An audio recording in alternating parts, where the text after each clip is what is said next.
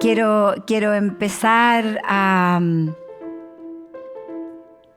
trabajar con ustedes, invitándolos a hacer un ejercicio, o les voy a decir 3 frases que ustedes en lo más profundo de su corazón van a completar en silencio, y yo les voy a ir explicando después por qué les pedí este ejercicio.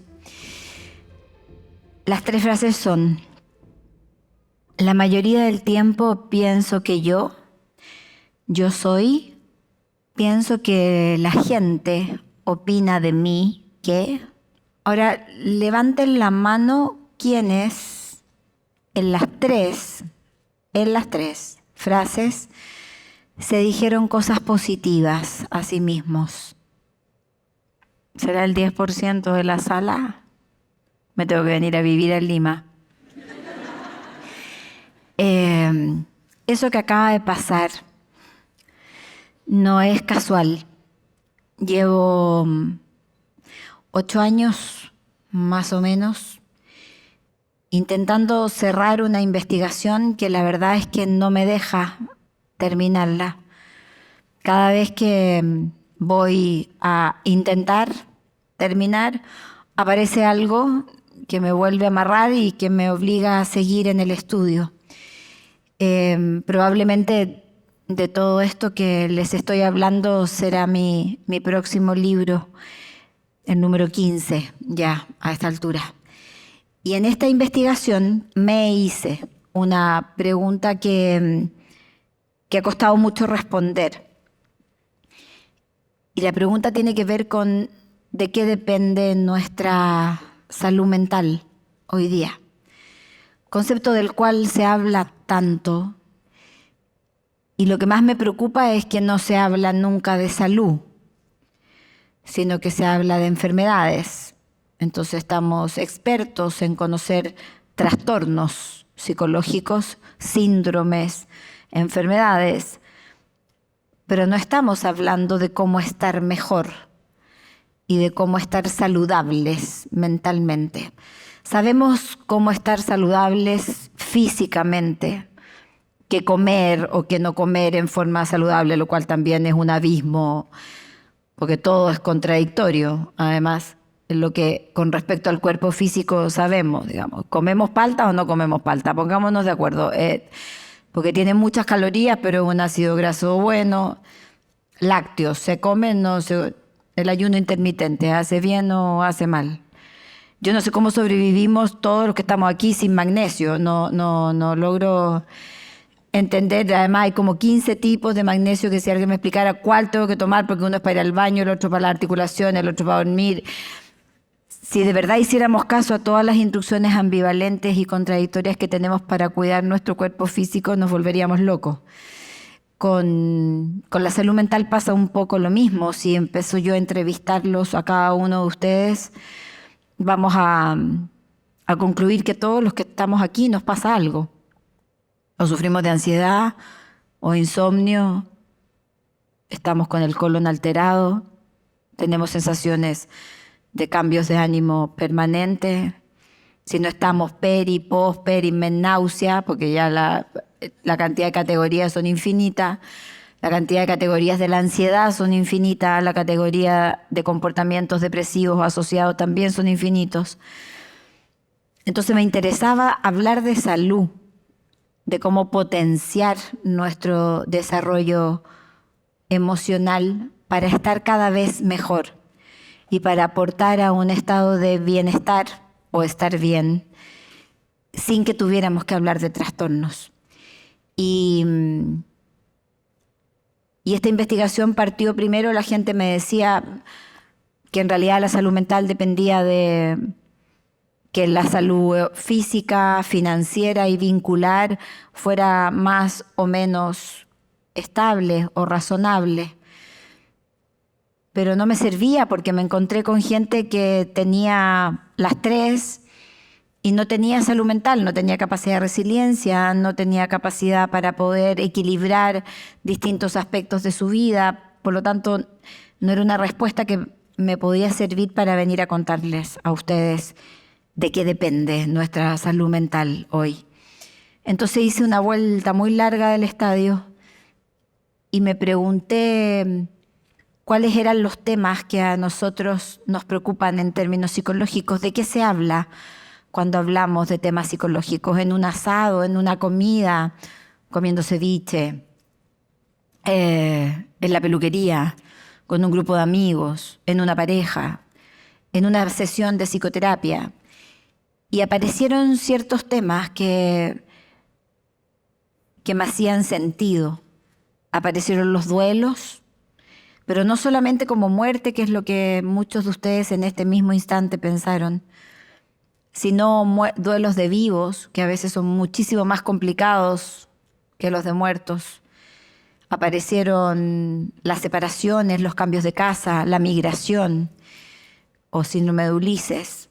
Aparecieron los cambios de hábito, dejar de comer azúcar, empezar a hacer ejercicio. Porque empieza a aparecer este sentido de que para avanzar hay que renunciar, porque cualquier proceso de transformación requiere la renuncia de algo. Aparece un concepto que es muy de post, full Instagram, y que además a mí me da mucha rabia porque siento que hay una sobreexigencia brutal con ese tema, que es el famoso sentido o propósito de la vida. Esta sensación de que si yo no descubro un propósito, y además no cualquier propósito, tengo que descubrir que mi propósito es ir a salvar iguanas verdes al África Oriental, porque si no mi vida es un desastre.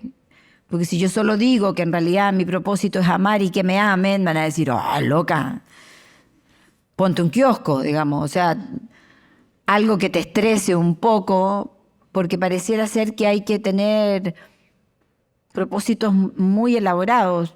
Primero, el propósito puede cambiar muchas veces en la vida. Y la cantidad de gente que a mí me escribe muy angustiada todos los días, preguntándome, ¿y qué pasa si no sé cuál es mi propósito?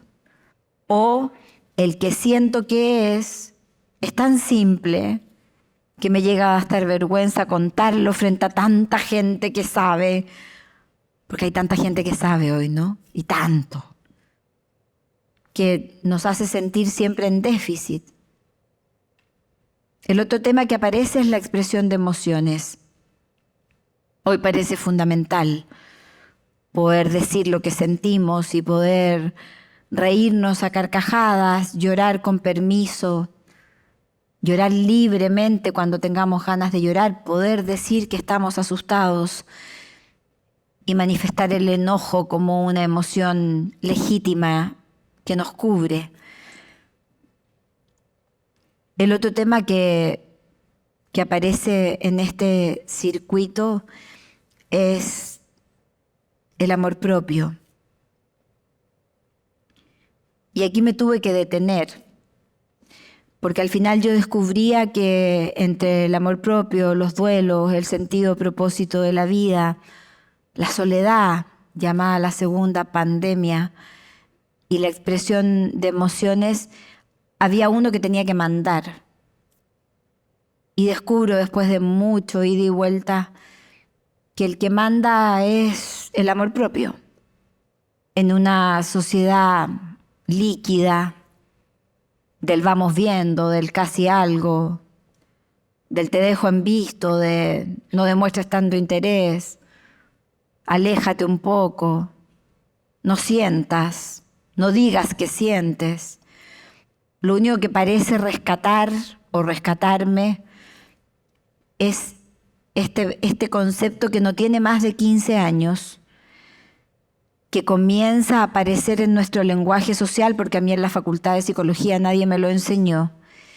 Pero ese concepto de amor propio viene cargado de un prejuicio muy brutal y que tiene que ver fundamentalmente con asociar el amor propio al egoísmo y a la soberbia, donde nos amenazan que si lo desarrollo me voy a quedar sola, me voy a poner difícil, me voy a volver complicada. Entonces, Da mucho miedo trabajar amor propio, porque da mucho miedo esta sensación de decir, de verdad me voy a transformar en algo que no quiero, no tengo ganas de ser egoísta. Y la verdad es que no hay nada más generoso que el amor propio. Porque cuando yo me cubro, lo que te doy a ti, te lo doy libre de cobro, te lo doy sin gancho, te lo doy porque te lo quiero dar. Ni siquiera para que me des las gracias, te lo doy porque te lo quiero dar. Porque empezamos a establecer vínculos sin necesidad. Empezamos a establecer vínculos por placer o por potenciar el crecimiento. Por eso es que no se puede ir a un supermercado con hambre. Porque si ustedes van con hambre al supermercado van a comprar millones de cosas que no necesitan comer. Entonces primero comen y de ahí van al supermercado. Bueno, para elegir pareja es lo mismo. No se puede elegir pareja con hambre. ¿Entendieron? Sí, porque uno come cualquier cosa. Yo no sé si me están aplaudiendo los que han tenido indigestión. Yo he tenido indigestión y ni les cuento la gravedad, porque sí, porque cuando uno tiene hambre cualquier cosa sirve. En cambio, cuando uno está satisfecho, uno puede elegir no comer o puede elegir qué comer. Y en ambos casos está perfecto. Ahora, pero es producto de eso, el amor propio es profundamente humilde. Porque si yo conozco mis sombras, al igual que mis luces, ¿con qué cara me atrevo a hablar de las tuyas? Se acaba el chisme. Cuando uno descubre que la mejor forma de hablar bien de mí es no hablar mal de nadie, es cuando estoy empezando a entender que el amor propio tiene un componente de humildad gigantesco. Porque yo no voy a hablar de mi vecina. Por eso es que la gente feliz no tiene tiempo para hablar mal de nadie, no le da. Y cuando el amor propio se trabaja con autoconocimiento, que a eso parece que vinimos a este mundo, a conocernos lo mejor posible, con autoaceptación, que es donde tengo que aceptar con la misma libertad privada y públicamente mis luces y mis sombras, con el autocuidado que tiene que ver con aprender a ponerme en prioridad para poder dar lo mejor de mí hacia afuera, y con la autoprotección que tiene que ver con la capacidad para poner límites y aprender a decir que no. Hay una estructura más pequeña, más chiquitita, que si el amor propio fuera el cuerpo, la unidad más básica es el diálogo interno. Entonces nuestra salud mental depende de cómo nos estamos hablando. Depende de lo que se están diciendo mientras me escuchan o de lo que me estoy diciendo yo mientras les hablo. Ese diálogo interno tiene como 3 áreas o dimensiones. Una es la física, otra es la cognitiva y otra es la social. Esas 3 dimensiones me hacen sentir de una determinada manera, donde yo me hablo a mí misma todo el día, me escucho y de acuerdo a eso que me digo, es cómo me relaciono con el mundo, e incluso ese diálogo interno determina mi percepción del mundo. Además, el diálogo interno es bien poco original. Lo que me digo el lunes es bien parecido a lo que me voy a decir el viernes. A no ser que, como digo siempre, si el miércoles apareciera George Clooney, que viene a decirme que me vio en Instagram y se enamoró de mí y se va a separar de su señora, que seguramente cambiaría mi diálogo interno. Si no me pasa nada demasiado especial, lo que yo me digo el lunes es muy parecido, y seguramente ese diálogo interno puede haber sido incluso en algún momento externo, me lo pueden haber dicho otros. y se metió y formó parte de mi autoconocimiento, aunque yo no lo quisiera. El cómo nos hablamos es lo que determinó el que algunos de ustedes no levantaran la mano ahora en el ejercicio. Felicito a los que lo hicieron. Pero aquellos que no levantaron la mano y se dijeron cosas que probablemente no le dirían a un mejor amigo, capaz que ni siquiera a un enemigo, tiene que ver con que tenemos que aprender a tener un lenguaje interno compasivo, nutritivo, estimulante, que no implica ser indulgente. Es distinto decir, por Dios, Pilar, qué imbécil que fuiste, pero cómo tan tarada, cómo no te diste cuenta, a decir, nos equivocamos, Pilita. Mañana lo vamos a intentar hacer mejor. Hoy no nos resultó como queríamos. En ambos casos estoy haciéndome una crítica, pero es totalmente distinto un lenguaje severo, castigador, a un lenguaje compasivo que me estimule a desarrollar mi mejor versión de la mejor manera posible. Hoy, con las redes, donde vivimos en un mundo de insatisfacción y de comparación permanente, donde estamos todos como en vitrina, donde parece que todo el mundo alcanza a hacer todo lo que hay que hacer menos yo, como dice un amigo que lo decía en una charla hace poco, acá mismo en Lima, me levanto a las 6 de la mañana, Pilar, y ya tengo un idiota que corrió 12 kilómetros. Por lo tanto, siempre estamos como detrás. Siempre hay alguien que hace más ejercicio que yo o que hizo ejercicio y yo no pude. Porque hoy hay tanto para hacer. Hay tanto que hoy día había que hacer. Hoy día había que pensar positivo, comer saludable, educar amorosa y respetuosamente a nuestros hijos, hacernos un skincare, maquillarnos como se maquilla la del make-up, vestirnos como se supone que hay que vestirse, hacer ejercicios de fuerza porque cardio ya no sirve de nada,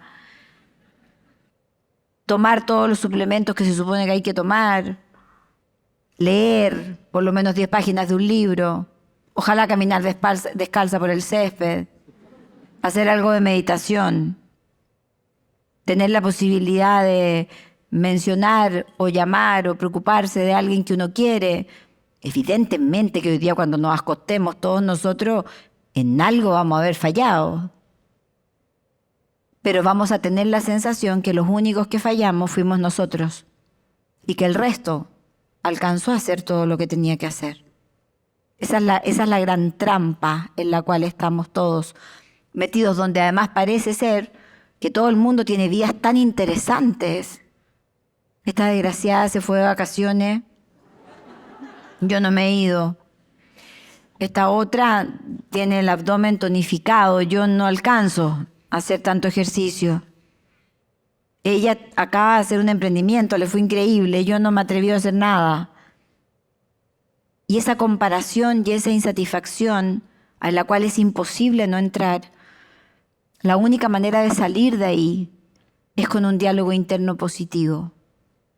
Es el regreso a mí y no hacia afuera lo que hace que mi amor propio mejore, porque el diálogo interno determina mi amor propio y mi amor propio está determinado por el diálogo interno. El cómo se escuchan, el cómo se regañan o el cómo se aplauden, se abrazan, se consuelan, se entretienen. En una de las investigaciones mías yo le llamaba a este concepto pareja interna, que es aprender a relacionarme con Pilar Sordo, conversar con ella, consolarla, hacerla descansar si está cansada, felicitarla cuando hace algo bien, regañarla cuando hace algo mal, consolarla cuando está triste. En la medida que esa pareja interna sea cada vez más nutritiva, la relación conmigo es más positiva, nunca más me siento solo o sola. Y por lo tanto los vínculos que establezco ya no son desde la carencia, sino desde la posibilidad de irme completando con el otro, pero yo ya estoy cubierta. Y eso es lo que hoy día está determinando, por lo menos hasta el momento en el estudio, esa unidad de salud mental más básica. Nuestra salud mental hoy estaría determinada, según esta investigación, de acuerdo a cómo cada uno de nosotros nos estamos hablando a nosotros mismos. Sé que hay algunas personas que me quieren hacer algunas preguntas. Hola, Pilar, soy Andrea. Hola, Andrea. Qué gusto tenerte aquí y escucharte de un tema tan importante. Y mi pregunta es, ¿por qué crees que hoy en día es tan importante el diálogo interno? Gracias. Tiene que ver porque hoy lo estamos escuchando. Mi abuela, la mamá de mi papá, vivió 103 años. Ella no tuvo nunca ninguna referencia de los árboles de Navidad, ni siquiera de su vecina. Su única pauta de comparación era el árbol de Navidad del año anterior o de la casa de alguien donde ella fue.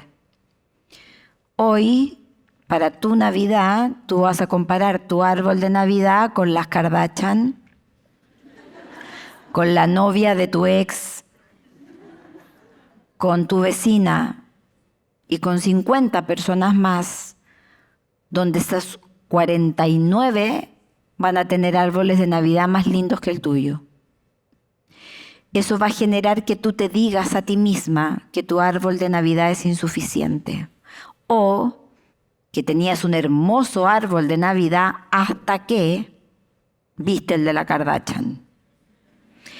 Esa sensación hace que te hables y que hoy, quizás por primera vez en la historia, sea tan nítido escucharnos, decirnos que no estamos haciendo todo lo que podemos. Yo hoy, la frase que más escucho en el estudio es: Pilar, no alcanzo.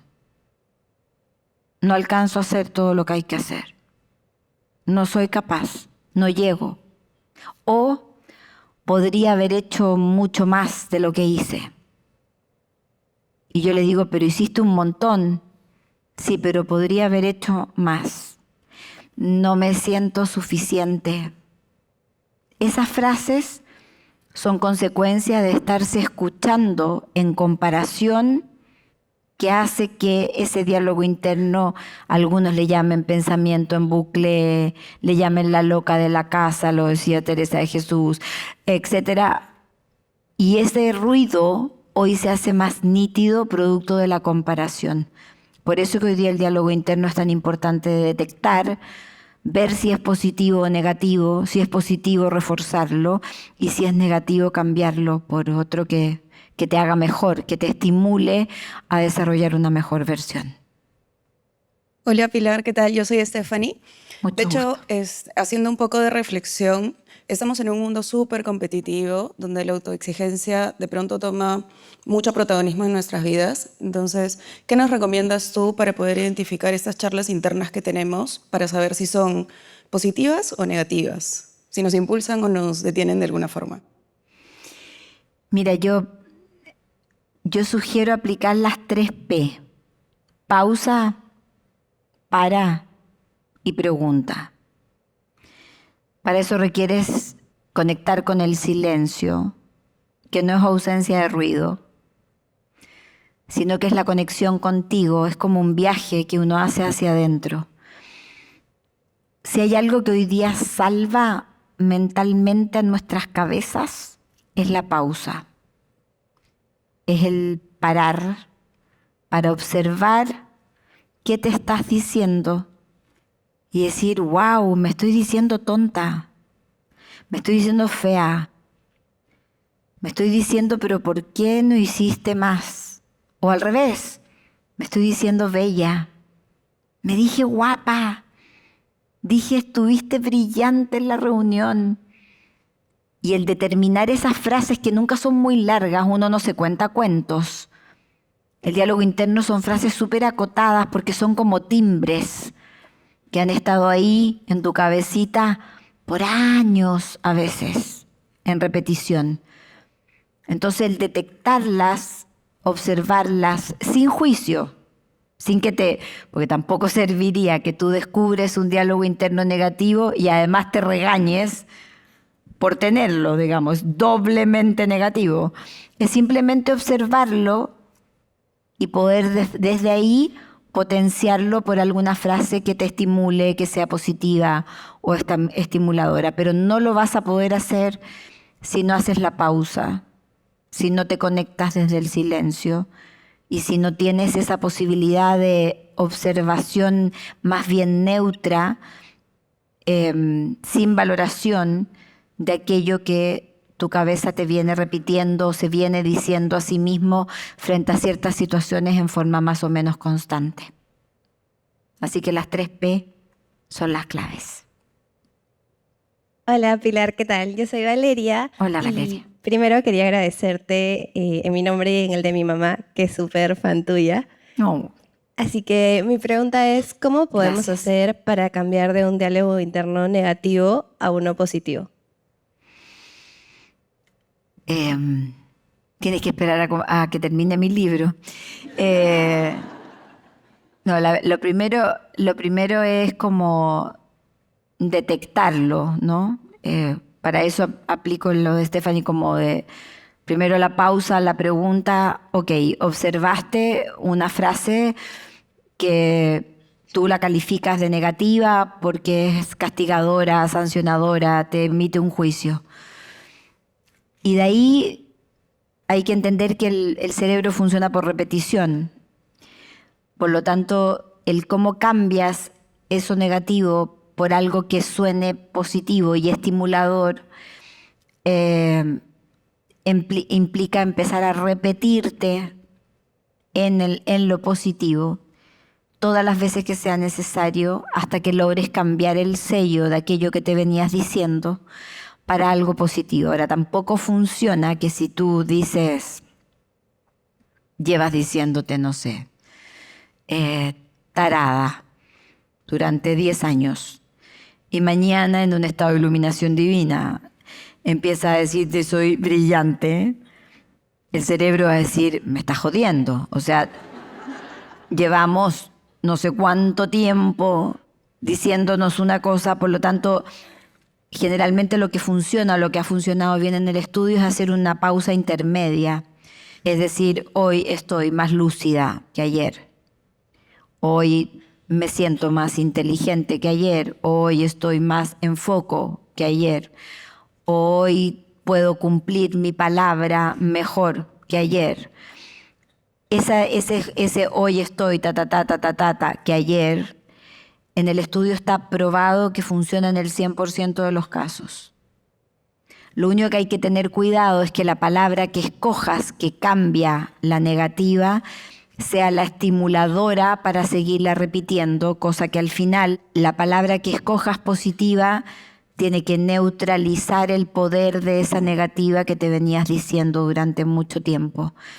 Y ahí funcionará mucha repetición para que quede sellada en el cerebro como una palabra que te estimula y que te potencia. Si yo despierto en la mañana y me pregunto, qué es lo que deberíamos hacer todos, ¿cómo amaneciste, Pilar? Y mi respuesta automática en la cabeza es cansada. Yo puedo aceptar que a lo mejor estoy en un periodo difícil de mi vida y que sí, estoy cansada. Entonces tengo que decir, ok, nos aceptamos cansadas, pero vamos a hacer el ejercicio de nuevo. Otra vez, ¿cómo amaneciste? Con ganas de hacer cosas hoy, porque ahí estoy haciendo un lenguaje interno nutritivo, estimulador, que no niega mi cansancio, pero que entiende que desde ese cansancio no es el motor necesario para poderme levantar.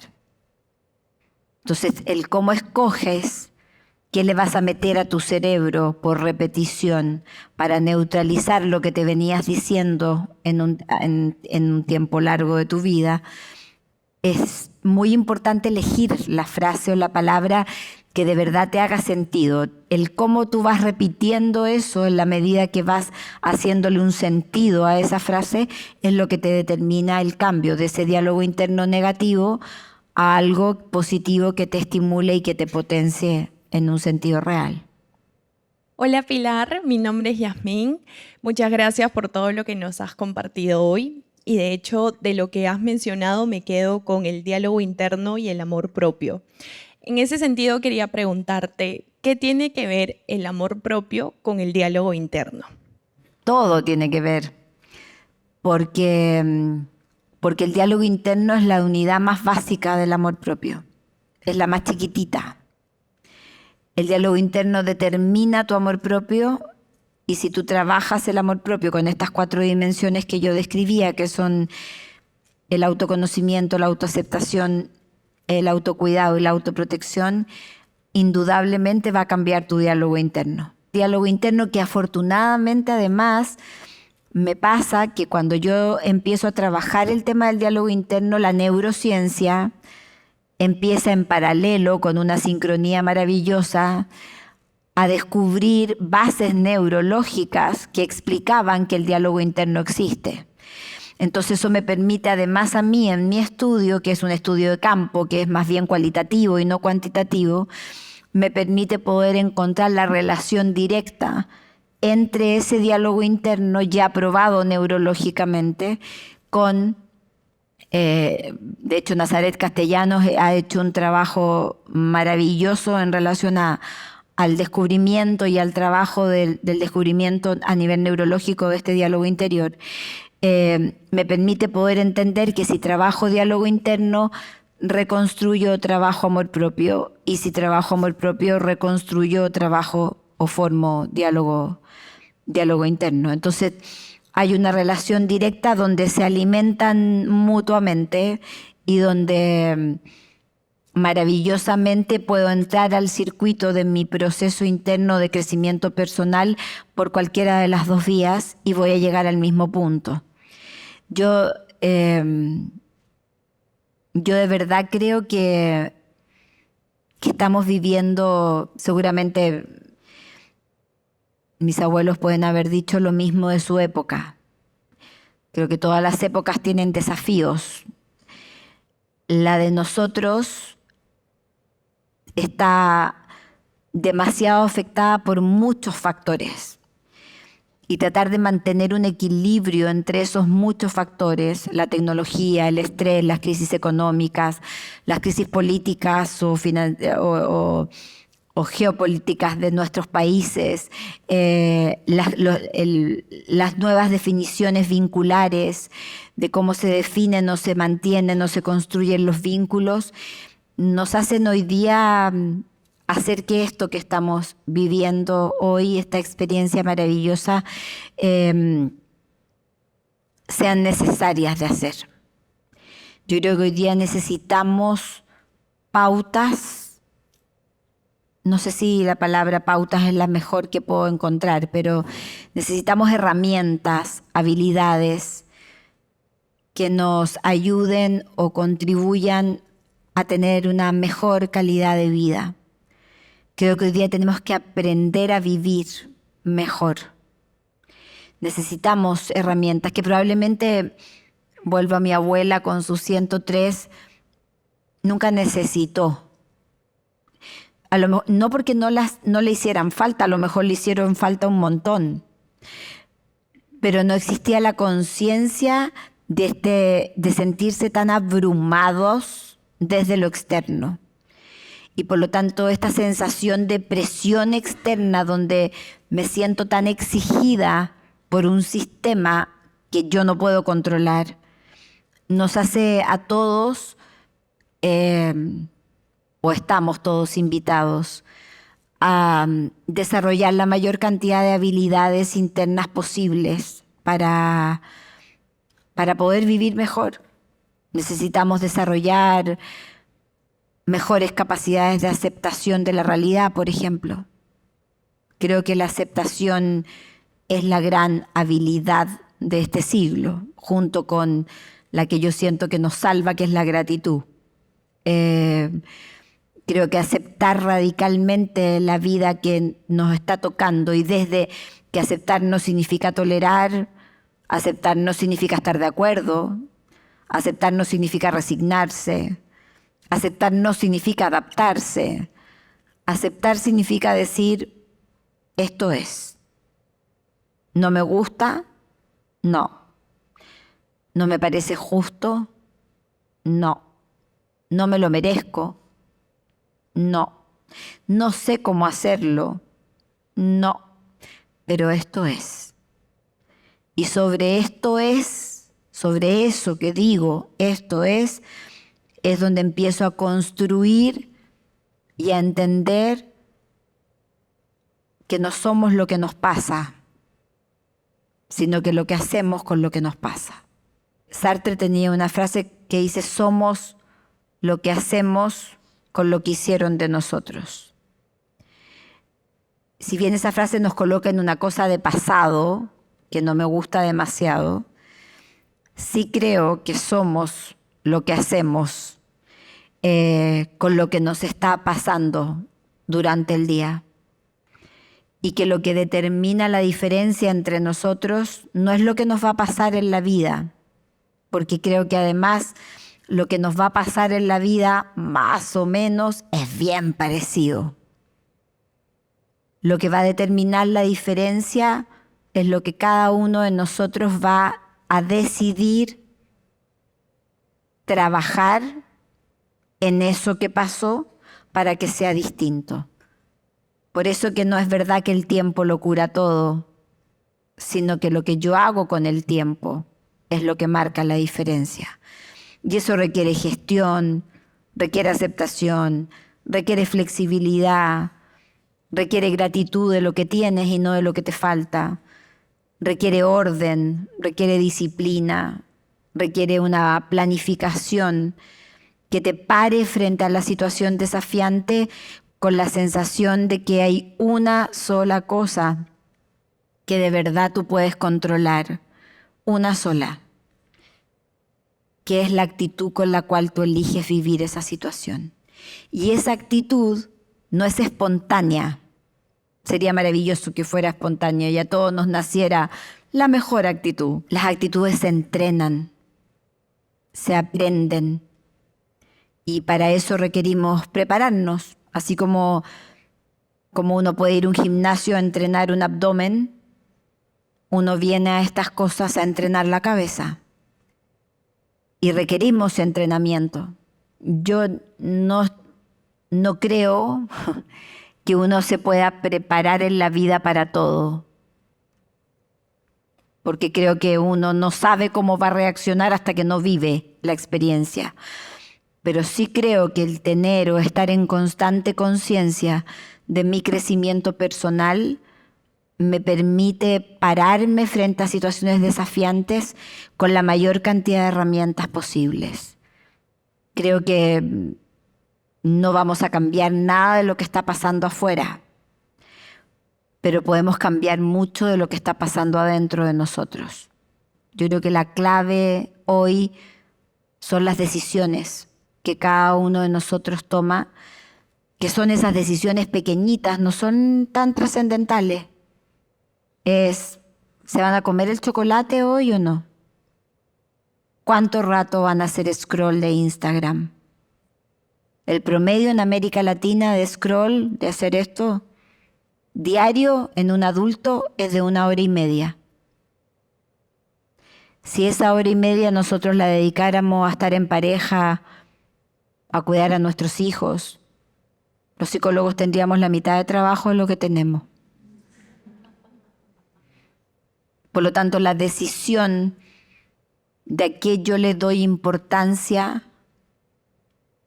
depende de nosotros. Si yo les pregunto a todos, ¿qué es lo más importante para ustedes? Todos me van a decir, desde lo más noble del corazón, mis afectos, Pilar. Mi familia es lo más importante de mi vida. Y yo los voy a mirar con la misma cara de ternura que los estoy mirando ahora y les voy a preguntar, ¿y cuántas horas al día ustedes le dedican a eso? ¡Cuac!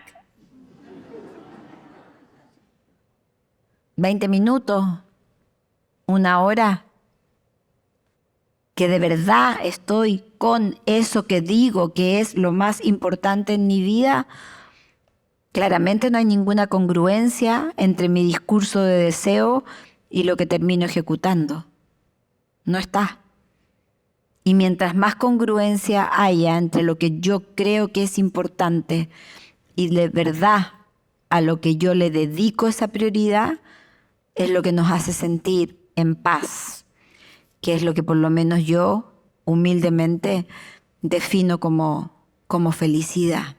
Me parece que la felicidad no es otra cosa que ausencia de ruido, que es poder respirar en paz y sentir que hoy diste lo mejor que pudiste e hiciste lo que de alguna manera en conciencia sentiste que tenías que hacer.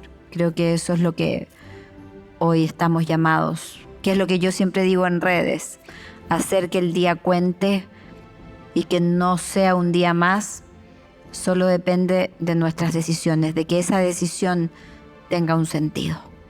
Muchísimas gracias.